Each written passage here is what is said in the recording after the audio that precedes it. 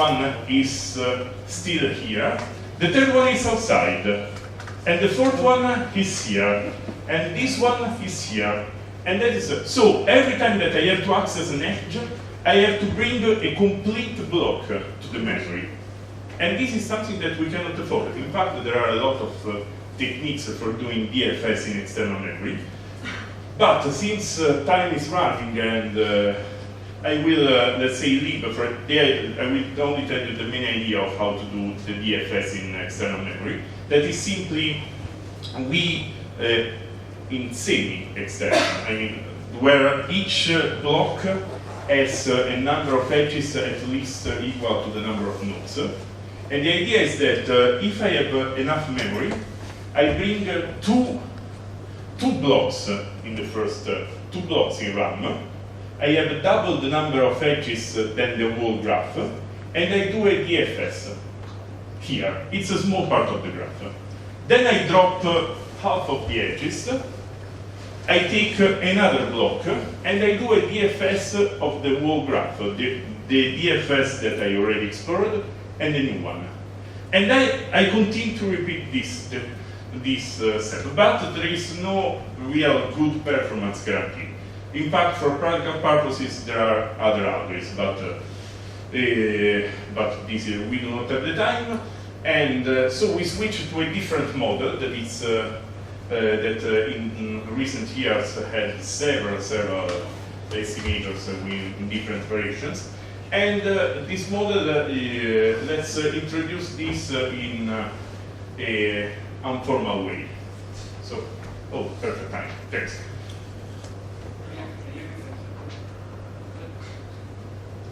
So, have you seen Deja Vu, this movie? Yeah. I mean, a boat explodes, and they have to investigate. There is no audio, but at least the subtitles. Okay, then now we have the audio. A boat exploded, and they asked Denzel Washington, that is the coolest investigator in the town, to help them. We have questions. First, I need to know something.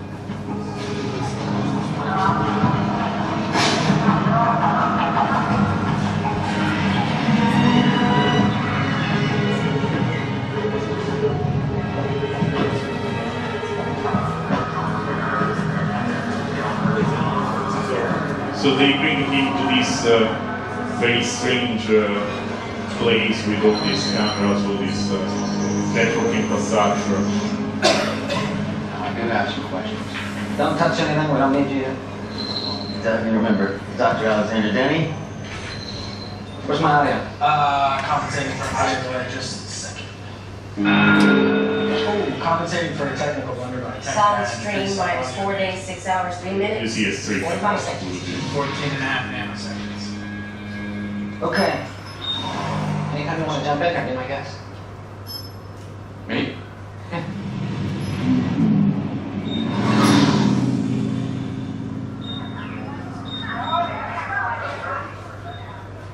What are we looking for?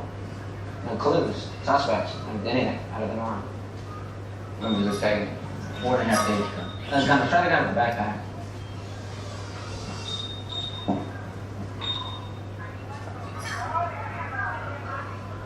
Oh, that's tender.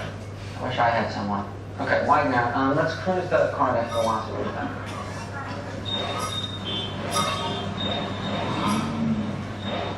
How can you change the angle on footage taken 4.5 days ago?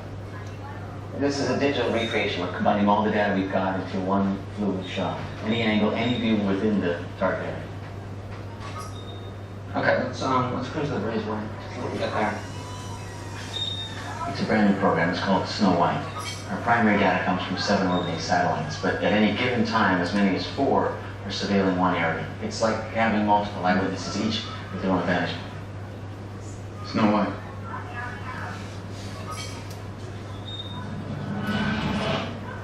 Which one of the 7 dwarfs can explain to me how you get the audio?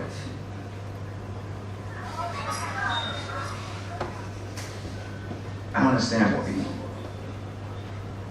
why do you gotta look at 4 days ago? Why don't you just fast forward it to the day of the explosion? You have to wait. It takes 4.5 days to render this single fluid shot. The only thing that matters is that we have exactly one look at any one time. that is data stream. Can you go back to? That is exactly the streaming in one of its most restrictive models. It's data stream. You have a stream of data that is data writes to you from a communication network or even from the hard disk. And the idea is you can look at the data only once. Either you read it, you can store, but only a limited amount of data, and then you drop it. And this is a model, a very realistic model for a lot of things that happen. For example, there is the backbone, an underwater router that is backbone for internet connectivity between the US and Europe. And it sees data at a rate of some years ago, so probably it changed, something like 6 gigabytes per second. So imagine that there is at a certain point something strange happens in the internet, and you see an unusual amount of data. You cannot say, okay, let's store the data, then we can take a look of it. It's 6 gigabytes per second. Even before the time that you are able to call someone and ask him to register, you have a track of hard disk full with data. And so you need to develop techniques that deal with this kind of problem. So there are several different data stream models. The one that, for example, allows you to write intermediate streams, and that allows you memory available. As I told you, the graph problem is called the full versus semi-streaming. One note, it is fun because in the external memory model, it makes sense to call semi-external a graph algorithm that allows you to have an amount of memory linear in the number of nodes. In the streaming, when I say semi-streaming, it is not that I've got a stream and I've got something that is not a stream. Actually, all the model inherits the same word from the semi-external model, but it's only a bad word to say that you have something linear, at least in a number of nodes.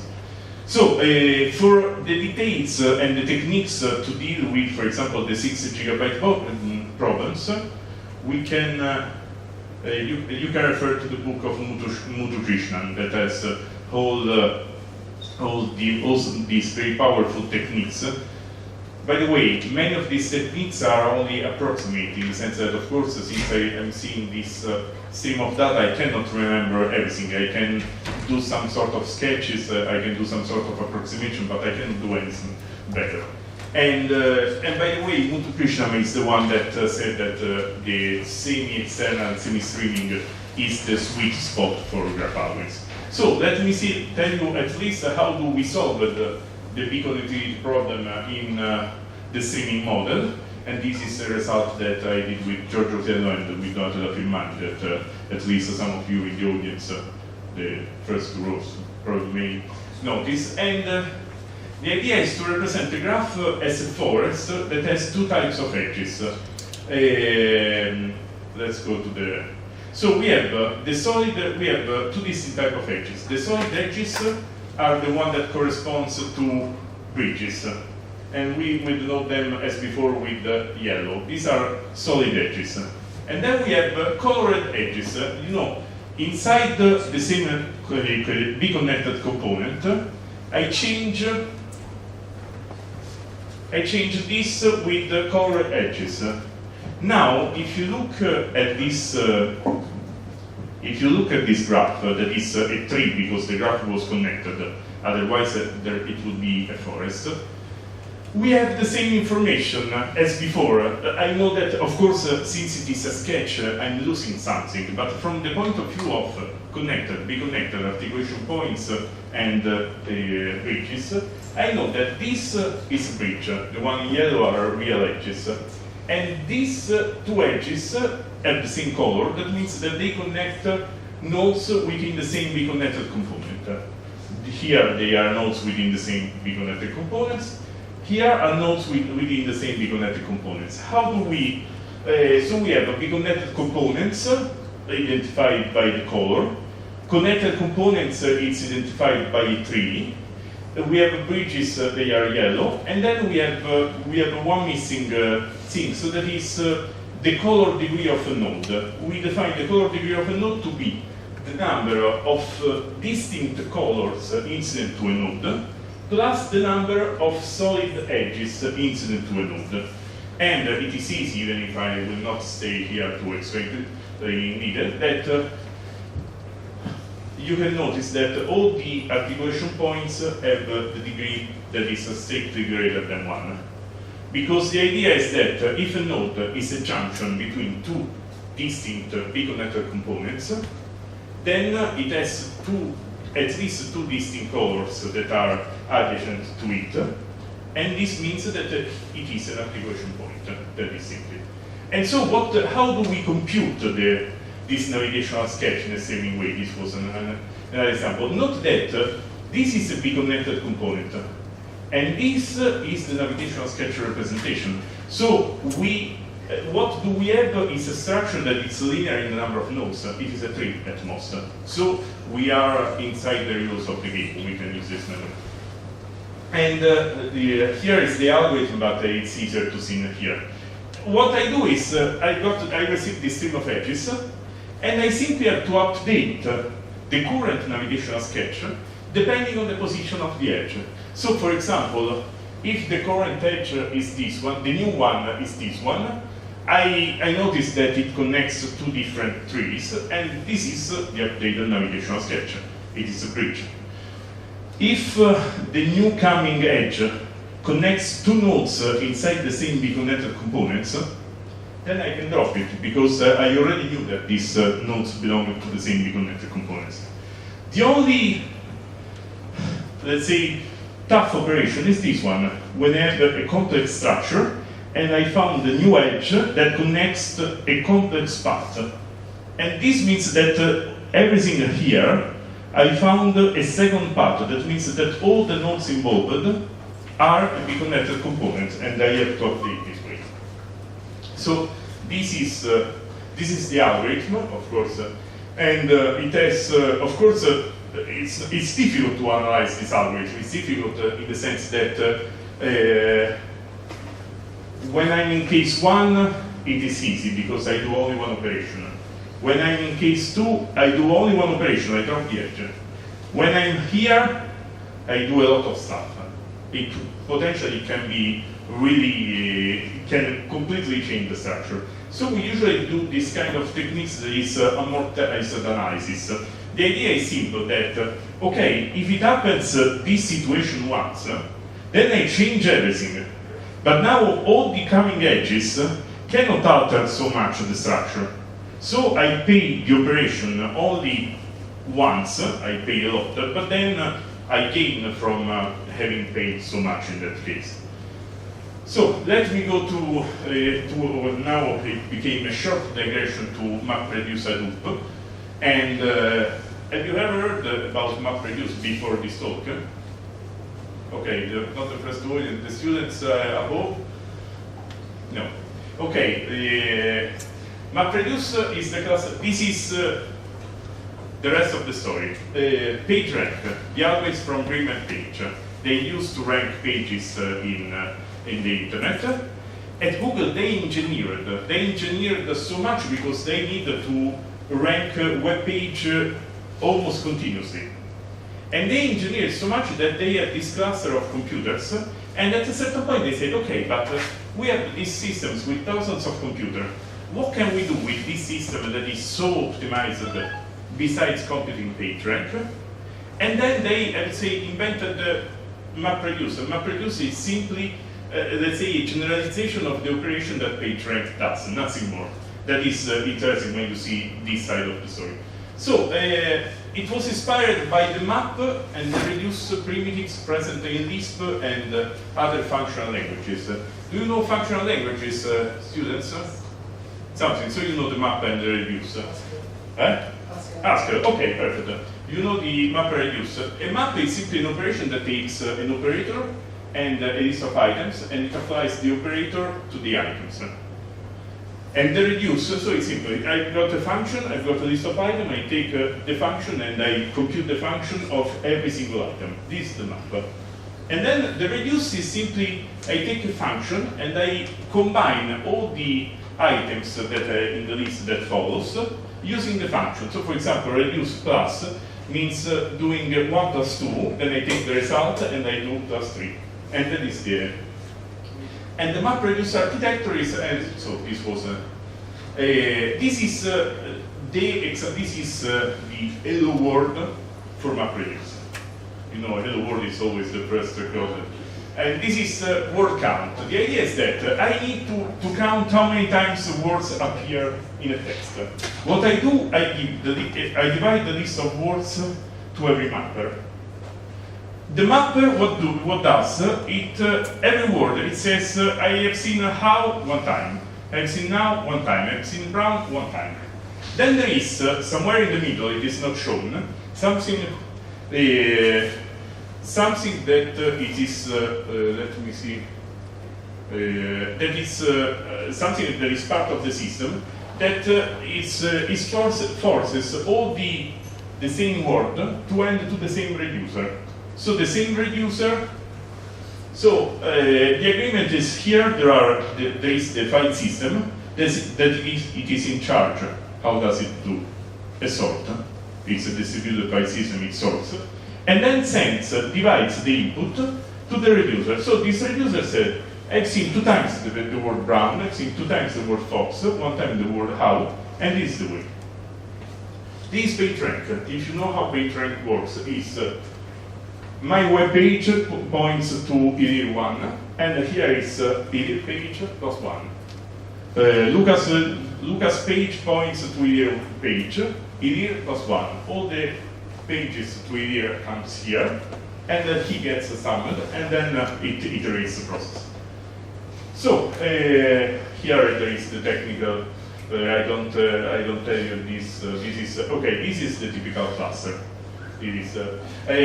How many of you have Android phones? Okay.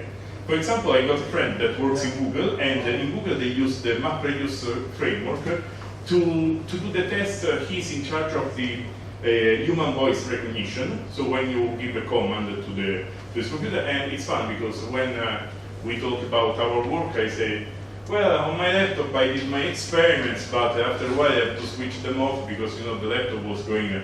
And he said, no, for the Android voice recognition module, I said, we had new ideas. In order to test, we ran it on MapReduce cluster. The cluster, we didn't use the big cluster, we used a cluster of 4,000 machines, but it managed only to use 2,000 machines. And in 3 minutes, he told me that the new version is better than the previous one, so we uploaded to all the Android phones in the world.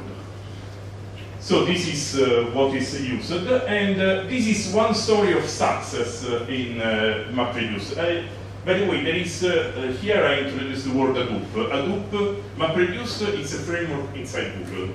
Hadoop is the open source counterpart that is available almost everywhere. And it is very successful, also because due to some stories like this one. That is, New York Times needed to generate PDF files from 11 million of articles. They had the scanned TIFF, and they needed to convert to PDF. So, what did they do? They rented computers from Amazon. Amazon sells these storage services, and Elastic Compute Cloud for something like 10 cents per hour. And in this way, the New York Times people simply used the Hadoop architecture of Amazon. They sent 4 terabytes of scanned articles. They used 100 instances and 24 hours. That means looking at price, something like $20–40 plus something for the storage. And they managed to convert in 24 hours 1.5 terabytes of data. And so everybody says, oh, Hadoop is really powerful. And that was this one. How was the code for the map and the reduce, if you now are more or less into the... It was very easy. The map function was TIFF to PDF. And the reduce was empty. Actually, the power of MapReduce it is that it's a programming, it's a framework for doing parallel computation that alternates a parallel and a serial phase. But if you don't need a serial phase, you simply don't use it. And you have only to write these two functions, one map and one map and the reducer. So in order to update, yesterday Lucas showed you this famous picture, this famous slide from Pino Italiano and Camille Demetrescu. That is, this is theory, and this is practice. You have seen yesterday he doing that. And the problem is that in the case of MapReduce, we have to update it, because really in MapReduce world, this is theory, and this is practice. Because MapReduce framework works, and works really in a fantastic way. What it misses are a good theory and good algorithms. Now, I think that I'm running out of time, but I started later, so I don't know how the use of the game I can use other few minutes. I mean, the idea is that in order to compute graph biconnectivity, I can use the ideas of before. I say I have graph. We split about list of edges. They are not extra edges. I know that the graphic. Then it is sent to mappers. They swap to reducer, and each reducer computes a navigational sketch, the one that I've seen before about the streaming. Then, for example, the mappers, each navigational sketch, as in the second round, I can iterate the process. I send the navigational sketch to the mapper, then to the reducer, and in order to combine them, and so I can have a third round. But unfortunately, this approach doesn't work, because we cannot split a navigational sketch, because it's a data structure in its own. So I cannot have the freedom of having it going around in the file system as an edge would do. So, as a refinement, the idea was simply to go back to a graph, and if I change in this way, as you can see, I change every biconnected component I replace with a circle, and every bridge with an edge. I still can compute all the biconnected properties of this one. That is not the original graph, it's outside for. But now I can. Inside the reducer, I can do this. I have a list of edges. I compute this. I compute the navigational sketch. I compute the minimum equivalent graph, and then I can return the edges. So I can use this time. I can use this algorithmic sketch. We have the graph. We split. We send to the reducer. Each reducer does this job. Computes the navigational sketch. Turns it into a list of edges, and then you can drop the edges back. The edges can be recombined, given to other reducer, until I've got finally here a graph on which I can solve the problem in the traditional setting. So, I told you before that we don't have theory, we don't have algorithms. There are very few results for MapReduce.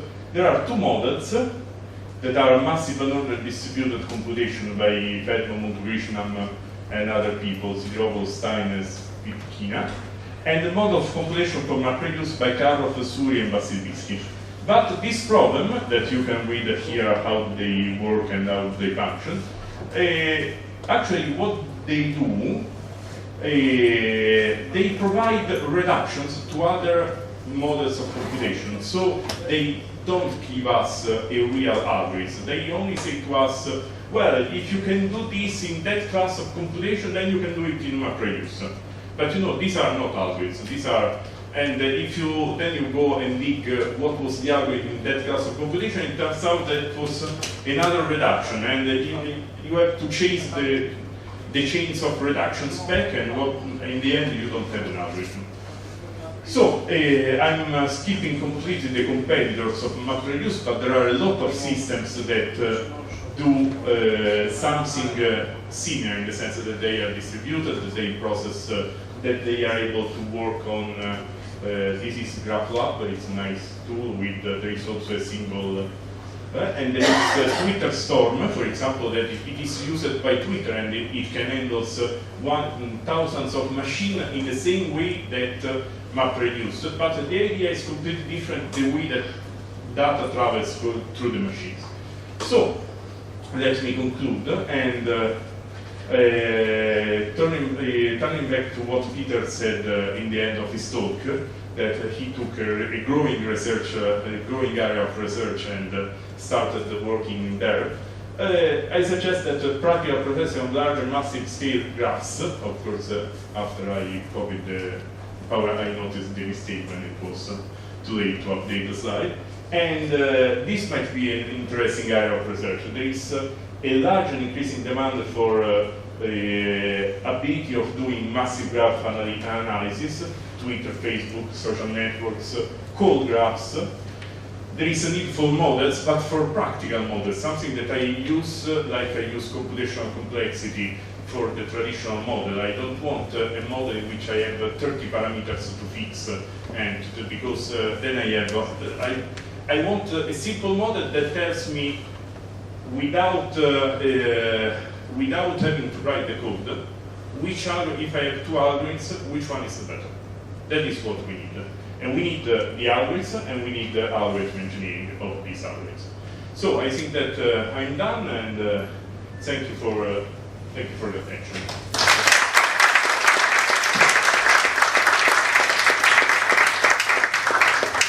Thank you for this very good talk.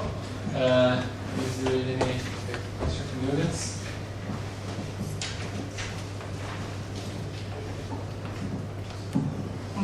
Thank you for your presentation. There are a lot of tools that are doing network analysis, open software, open source, free software like Snap and NodeXL and NetworkX for Python. The problem is with the massive data. So yes, so the massive data. So they don't work with massive data. And you mentioned we want to be practical. Are there any implementation of this algorithm that I can download and do not bother about? Consider that these things change, I would say, not on a daily, but on a monthly basis. But I would say that GraphLab, that is the one that is only mentioned, has a graph. Okay, GraphLab stands for Graph Labrador. And the idea is that they have this dog, the Labrador, is supposed to go hunting for you and retrieve what you were looking in the graph. GraphLab works on massive data in a distributed context. And it has a nice project that is called GraphG, that is for Graph Chihuahua, that is when if you don't have a Labrador, you can send a Chihuahua, that has impressive results using external memory as a streaming tool that is implemented. And it's pretty much up to date. They just ended that they had a workshop in Stanford, I would say something like this summer, I don't remember, July or August, and they have a lot of updated features that I'm not aware of, but GraphLab and GraphG might be the answer for your... Because I almost wonder if this external memory would be pretty straightforward. Why this Snap, for example, from Stanford didn't implement this part? So it's because of the DFS problem. Because DFS and BFS are a way that we have to read graphs. It's like, a DFS it's a reading of a text. Before the DFS, the list of edges is only a list of words in a text. It is not something that we use. I always, when I train the kids, the Italian kids for the Olympiads in informatics, and I usually say to them that giving Tarjan a DFS is like giving a Swiss Army knife to MacGyver, if you remember who MacGyver is. And it used to be a guy in a television series that he was able to do, you put him in jail with nothing and he brings a bomb, he builds a bomb from scratching the walls and from nothing. And if you give MacGyver a knife, it's like giving a Tarjan and DFS. Almost, I would say, lots of graph techniques are based on very so natural that we don't even consider them a problem, like DFS, that we do not know how to do effectively in external memory. That is why you don't have it in Snap or... but it is definitely an interesting field of research. thank you. Any other question?